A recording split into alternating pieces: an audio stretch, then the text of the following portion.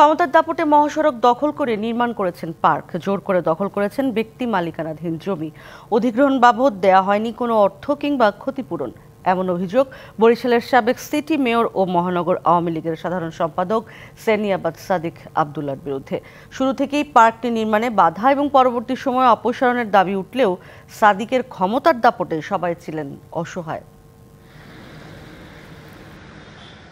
2022 সালের জানুয়ারিতে নগরীর চৌমাথা এলাকায় বরিশাল ঢাকা জাতীয় মহাসড়কের 450 ফুট দৈর্ঘ্য এবং 30 ফুট প্রস্থের জমি দখল করে শুরু হয় পার্ক নির্মাণ। 14 কোটি টাকা ব্যয়ে এই পার্ক নির্মাণের জন্য গুড়িয়ে দেওয়া হয় মহাসড়কের পাশে থাকা ব্যক্তি মালিকানাধীন 25টি ব্যবসা প্রতিষ্ঠানও। প্রতিষ্ঠান মালিকদের দেয়া হয়নি অধিগ্রহণ বাবদ ক্ষতিপূরণ, এতে দুর্ভোগে জমির মালিক ও দোকানদাররা। এছাড়া পার্ক নির্মাণে মহাসড়ক সরু হয়ে যাওয়ায় বেড়েছে যানজট, ঘটছে দুর্ঘটনা।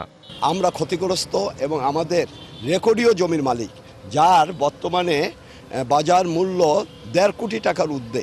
এক ওদিক হলে বিএডিসি, আর এক ওদিকে একটা নতুন লেবার জমি, মাথা বন্ধ জ্যাম হয়ে থাকে, সাধারণ মানুষের অত্যন্ত ভোগান্তি হয়। এটা বরিশাল ঢাকা জাতীয় মহাসড়ক, দেশের 8 নম্বর জাতীয় মহাসড়ক। এখানে মহাসড়কটা শুরু হয়ে গেছে, এটা তো কোনো বিবেকবান লোক এটা পারে না। তৎকালীন সিটি মেয়র সেনিয়াবাদ সাদিক আব্দুল্লাহর ক্ষমতার দাপটে প্রতিরোধ গড়া সম্ভব হয়নি বলে অভিযোগ এলাকাবাসীর। এলাকাবাসী এটার ঘোর বিরোধী এবং এখানে প্রতিনিয়ত অ্যাক্সিডেন্ট হচ্ছে। বাধা দিছি কে ছাত্রলীগের আওয়ামী লীগের পোলা মানে হেরা তো উঠতে প্লেসই করতে দেয় না আমাদেরকে। সবাই জনগণ আমরা হয়েছিলাম, কিন্তু ওই সে ক্ষমতার জন্য আমরা আর বাঁচার জন্য আর কি আমরা চেপে গেছি।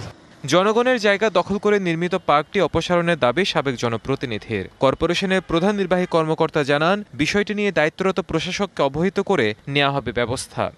6টি জেলার সহ খুলনার যাতায়াতের একটি মহাসড়ক, এই মালামালকে নিয়ে অন্য জায়গায় শিফট করে যেন একটি সুন্দর পার্ক ব্যবস্থা করা হয় অতি শীঘ্র।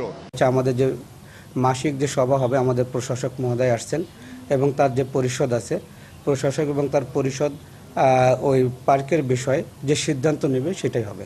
পার্কটি নির্মাণের জন্য ডিও লেটার পাঠিয়েছিলেন সাবেক সেতুমন্ত্রী ওবায়দুল কাদের, তাই বাধা দেওয়ার সাহস পাননি। ক্যামেরার সামনে কথা বলতে না চাইলেও এমন অভিযোগ সড়ক ও জনপথের এক কর্মকর্তার। DBC news desk.